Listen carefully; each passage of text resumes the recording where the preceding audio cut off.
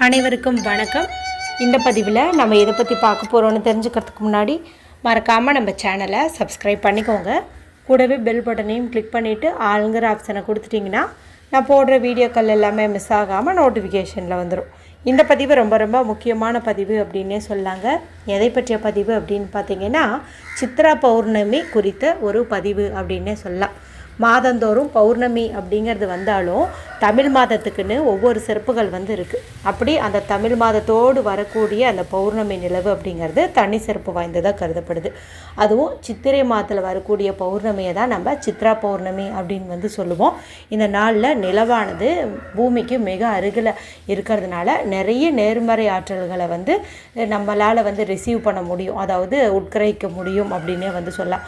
அதனால தான் நம்மளுடைய முன்னோர்கள் இந்த சித்ரா பௌர்ணமி நாளில் உணவுகள் சமைச்சு எடுத்துகிட்டு போயிட்டு ஆற்றங்கரையிலையோ இல்லை கடலோரங்கள்லையோ உட்காந்து எல்லாம் குடும்பமாக கூட்டமாக உட்காந்து சாப்பிடுவாங்க. அட்லீஸ்ட் அந்த சாப்பிட்ற நேரத்துலையாவது ஒரு 10 நிமிஷம் 20 நிமிஷம் அந்த நிலவினுடைய நேர்மறை ஆற்றலை ஈர்க்க முடியும் அப்படிங்கிறதுக்காக தான் அந்த மாதிரி ஒரு முறை இருந்தது. இப்போ பார்த்திங்கன்னா அந்த மாதிரி இல்லை. மிஞ்சி போனால் மொட்டை மாடிக்கு போயிட்டு உட்காந்து சாப்பிடும் பழக்கம் கூட நமக்கு இல்லை. எது எப்படி இருந்தாலும் இந்த சித்ரா பௌர்ணமி நாளன்றாவது நீங்கள் நிலவொளி படுற மாதிரி இடத்துல உட்காந்து சாப்பிட்றது அப்படிங்கிறதே நல்லது.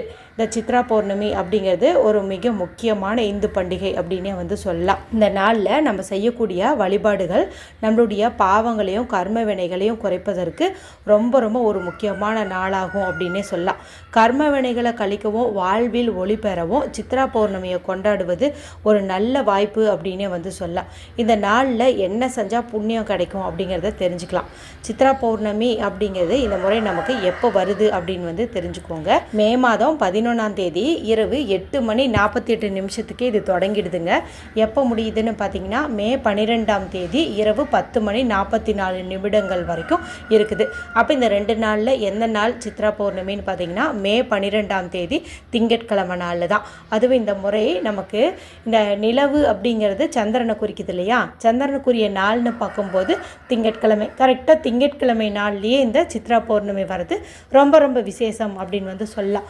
மேலும் சித்திரகுப்தர் அவதரித்த ஒரு நாள் அப்படின்னும் இந்த நாளை சொல்லலாம். சித்திரகுப்தர் அப்படிங்கிறவங்க உங்களுக்கு தெரியும், யமதர்மராஜாவுடைய உதவியாளர், மனிதர்களுடைய பாவ புண்ணிய கணக்குகளை வைத்திருக்கிறவர் அப்படின்னே சொல்லலாம். இந்த நாளில் புனித நதியில் நீராடி பாவங்களை போக்கிக்கலாம் அப்படின்னு சொல்லுவாங்க. மேலும் ஏழைகளுக்கு உணவு கொடுக்குறோம், நிறைய தான தர்மங்கள் செய்கிறோம். அப்படிங்கும்போது அந்த நாளில் நம்ம செஞ்சோம் அப்படின்னா கட்டாயம் நமக்கு அதில் புண்ணிய கணக்கில் ஆட் ஆகும் அப்படின்னு சொல்லுவாங்க. மேலும் நிறைய நன்மைகளை வாழ்க்கையில் பெருக்க முடியும் அப்படின்னும் சொல்லுவாங்க.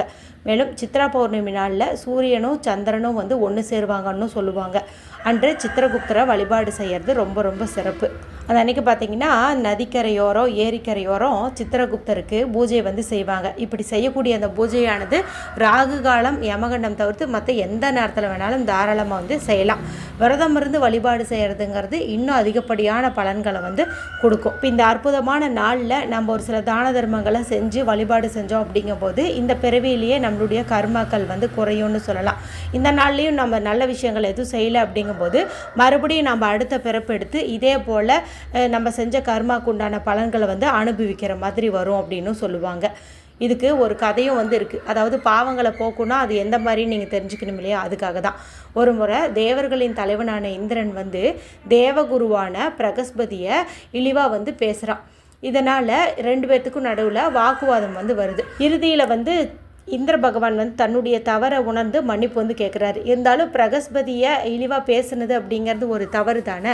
அப்போ அந்த தவறு களையணும் அப்படிங்கும்போது என்ன செய்யணும் அப்படின்னு கேட்குறாங்க. அதுக்கு குரு பிரகஸ்பதி சொல்கிறாரு, நீ பூமிக்கு போயிட்டு உன்னுடைய பாவங்களை எல்லாம் குறைச்சிட்டு வா அப்படின்னு சொல்கிறாரு.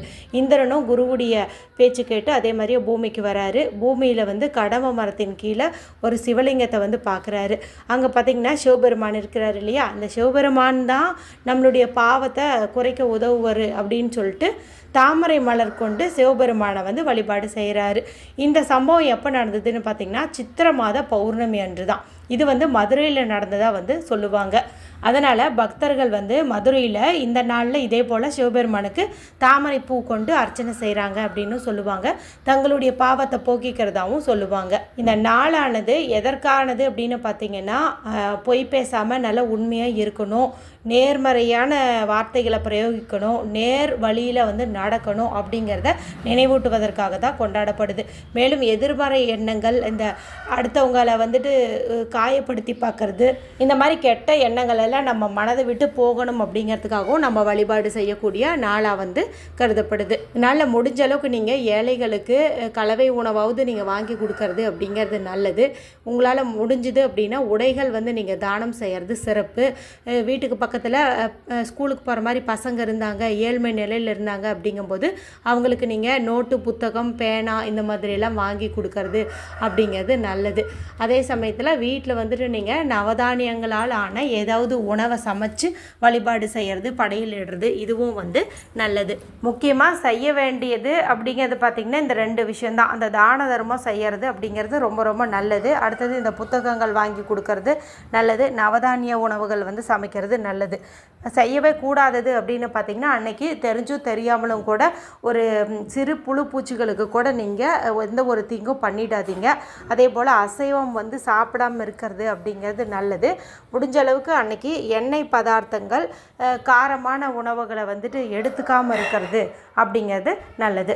இதெல்லாம் பேசிக்கான விஷயங்கள் நீங்கள் தெரிஞ்சு வச்சுக்கோங்க. இன்னும் சித்ரா பௌர்ணமி அன்று செய்ய வேண்டிய பரிகாரங்கள் குறித்து அடுத்தடுத்த பதிவுகளில் வந்து பார்க்கலாம். இது உங்களுக்கு யூஸ்ஃபுல்லாக இருந்ததுன்னா மற்றவங்களோட ஷேர் பண்ணுங்கள், லைக் பண்ணுங்கள். மற்றும் ஒரு பயனுள்ள பதிவில் உங்களை சந்திக்கிறேன். நன்றி, வணக்கம்.